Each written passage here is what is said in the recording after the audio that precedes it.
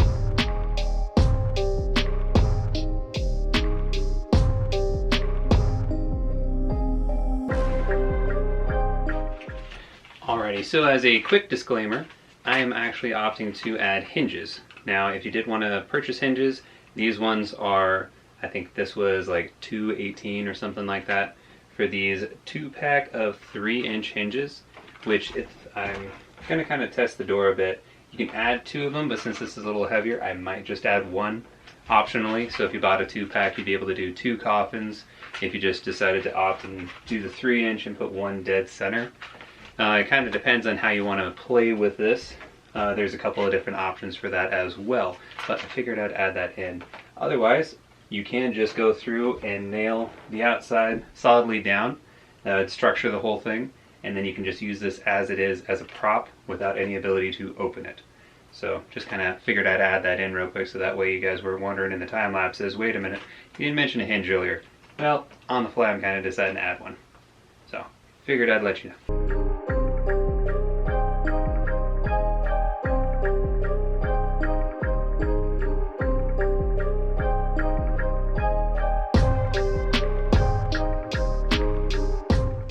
And there you have it. I'm actually pretty pleased with this one as well, as I am with most of my projects when I'm done with it, if I'm being completely honest. So, if you didn't notice, I've never made one of these before. Most everything on the channel is something I have not made before. So, there's a learning process, and there's probably a bit of clumsiness in that, but I am human. So, take that with a grain of salt, or even a salt shaker if you will. But I was able to make this entire coffin out of 1 pallet. I, at the end, kind of pushed a little bit and stretched a few items a little bit farther just to see if I could. And yes, out of 1 pallet, you can make this coffin. So, like I said in the beginning, or kind of in the middle there, this is the child size coffin. It's not going to be one that can fit my entire body in 1 pallet, sadly. But there is a bit left over, so if you were to be making a couple of these for your front yard display, or in and throughout your house, since they're a little bit smaller, they would fit without you having to have like full-size coffins in your house, which would be creepy for sure. But depending on what kind of theme you're going for the good old spooky season, that may be what you are looking for. But keep in mind, a smaller-ish one will run you about 1 pallet. In 1 second. Let's give you a total overall height.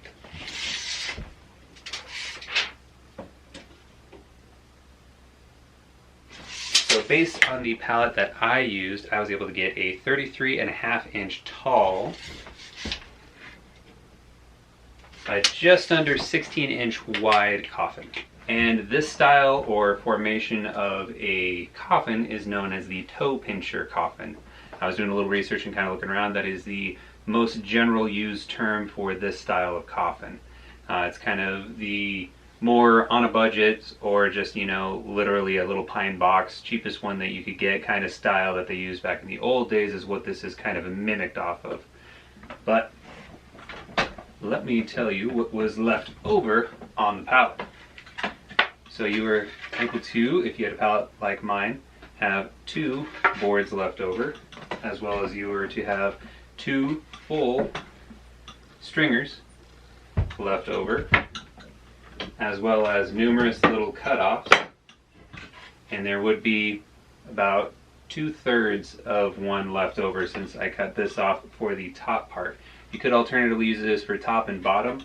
One of the reasons that you would probably prefer to do that is it makes it a little bit heavier for the bottom or the top, or just depending on how you're going to orient it in your yard.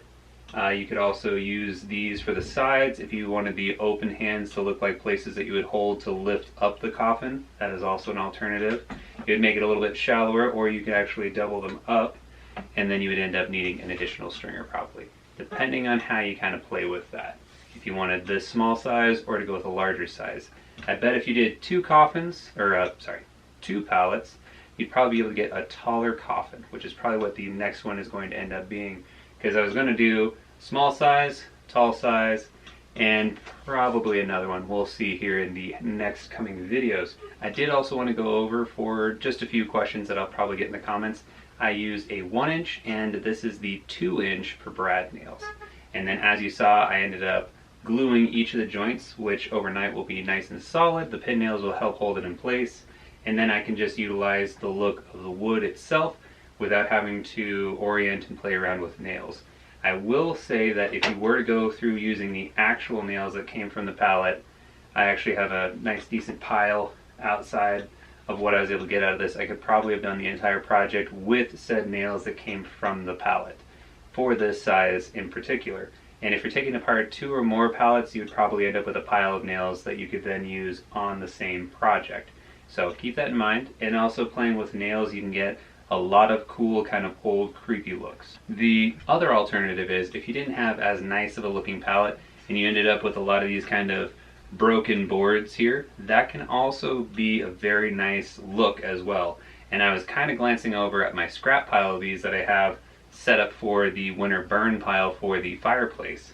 And I was looking at them thinking, you know, actually there's a few different pieces that I was just going to throw away and toss, but I actually might utilize this, because then I can get like a fake skeleton that's busting out of that pallet and make it look really old and kind of dug up from either the good old pirate times or however you want to play up the theme in your yard.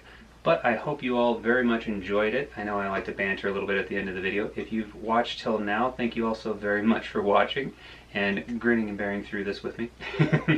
If you enjoyed this video, make sure and hit that like button. If you haven't already, please subscribe to the channel so that way you get the ability to look my channel up a little bit more easily. If you want notifications for each and every video that I put out, make sure and hit that notification bell. That helps me out greatly, and it gives you the ability to know each and every time that I upload a new video to good old YouTube. Thank you all so very much for watching, and have yourself a wonderful evening.